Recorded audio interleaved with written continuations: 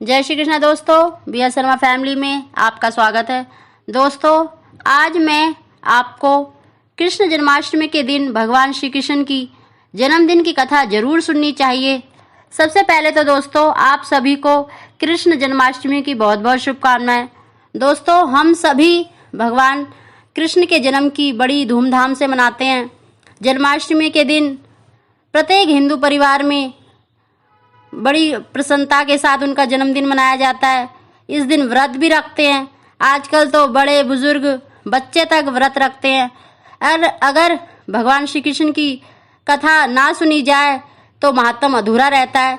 इसीलिए जन्माष्टमी के दिन जो भी पाठ पूजा करते हैं, भगवान का ध्यान करते हैं, भगवान की कृपा से हमारी सारी विपत्तियों का नाश होता है। और इसीलिए कथा रात के समय जन्माष्टमी के दिन जरूर सुननी चाहिए। कथा सुनने से सभी मनोकामनाओं की पूर्ति होती है और भगवान कृष्ण की कृपा प्राप्त होती है।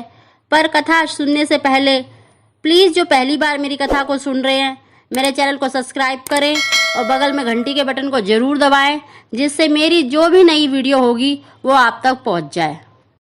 अब मैं कथा प्रारंभ करती हूँ। दोस्तों, बोलो बाके बिहारी लाल की जय।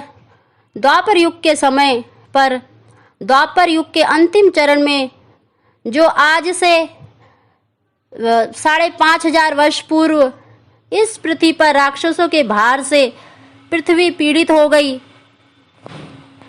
पृथ्वी पीड़ित होकर ब्रह्मा जी की शरण में गई और बोली कि हे पिताजी, इस समय पर राक्षसों के भार से मैं बहुत दुखी हो गई हूँ। मैं पाताल लोक को जाना चाहती हूँ, आप मुझे आज्ञा दें। ब्रह्मा जी कहने लगे, हे देवी, तुम दुखी क्यों हो? तुम जिसकी दासी हो उसी की शरण में चलते हैं। ब्रह्मा जी सभी देवताओं के साथ क्षीर सागर भगवान विष्णु की शरण में पहुँचे और स्तुति करने लगे। तब भगवान विष्णु ने कहा, हे देवताओं, चिंता ना करो, मैं पृथ्वी का भार दूर करने के लिए वासुदेव और देवकी के यहाँ 8वीं संतान के रूप में जन्म लूंगा। आप सभी देवी देवता भी यदुकुल में जाकर ब्रिज में अपने अंशों से जन्म धारण करें।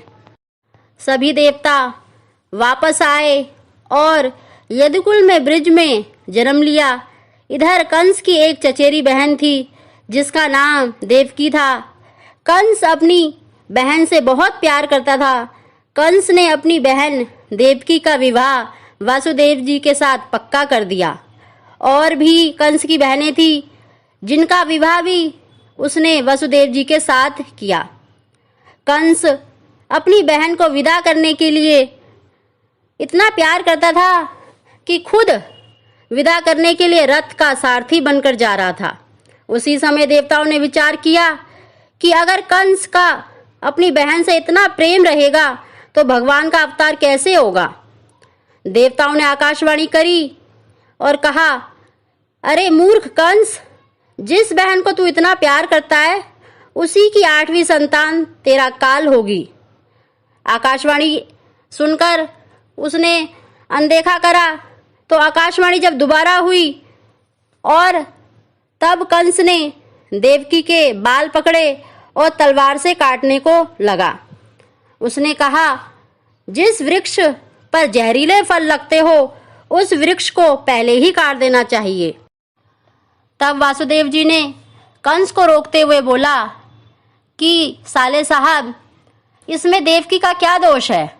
अगर उसकी 8वीं संतान आपका काल बनेगी तो मैं आपको वचन देता हूँ कि जो भी मेरी पहली संतान होगी या जो भी होंगी मैं आपको एक एक करके सौंप दूंगा। आप देवकी को छोड़ दें।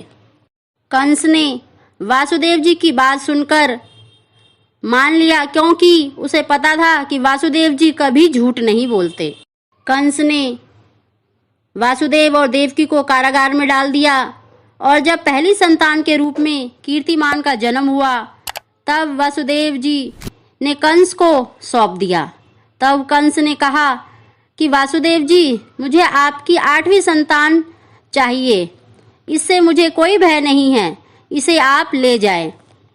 तभी देवताओं ने देखा कि कंस के अंदर अगर ऐसे दया भाव बन गया तो उसके पाप कैसे बढ़ेंगे और भगवान का अवतार कैसे होगा। इसीलिए उन्होंने नारद जी को उनके पास भेजा। नारद जी ने रेखा खींचकर कंस को बताया कि बताओ कि इसमें से 8वीं रेखा कौन सी है। अगर प्रत्येक रेखा को गिना जाए तो वो 8वीं होती है। कंस समझ गया और जाकर देवकी की पहली संतान को मार डाला। ऐसे ही उसने देवकी के 6 संतानों को मार डाला और 7वीं संतान के रूप में शेषनाग आए। भगवान ने योग माया के द्वारा उस गर्भ को रानी रोहिणी के गर्भ में स्थापित कर दिया। संघर्षण के कारण उनका नाम संघर्ष भगवान भी पड़ा। जो वासुदेव जी की दूसरी पत्नी थी रोहिणी के गर्भ में उसको स्थापित कर दिया।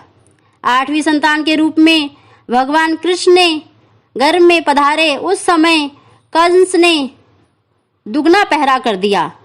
भादों का महीना, कृष्ण पक्ष, अष्टमी तिथि, बुधवार, रोहिणी नक्षत्र के समय पर रात को 12 बजे भगवान श्री कृष्ण वासुदेव जी के सामने प्रकट हुए।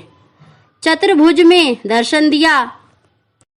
भगवान श्री नारायण ने कहा वासुदेव देवकी को कि आपने पिछले जन्म में बहुत पुण्य करे, जिनके फलस्वरूप मैं आपके पुत्र के रूप में आ रहा हूँ। आप मुझे नंदगाम, यशोदा मैया और नंद बाबा के यहाँ पहुँचा देना। मैं बालपन की लीला वहीं करूँगा। दोस्तों, आपने कभी देखा है कि भगवान कभी भी जब जन्म लेते हैं तो 12 बजे का ही समय होता है। चाहे राम जी ने दिन के 12 बजे, बामन अवतार में भी उन्होंने 12 बजे जन्म लिया, और राधा जी ने भी दोपहर को 12 बजे जन्म लिया, और भगवान कृष्ण ने रात को 12 बजे जन्म लिया।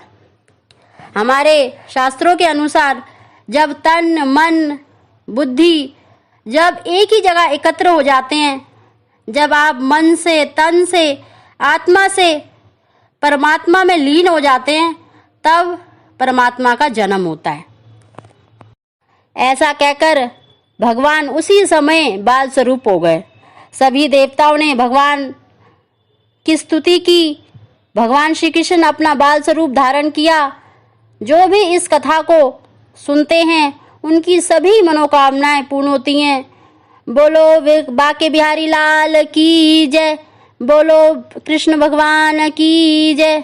बोलो बाल कृष्ण भगवान की जय।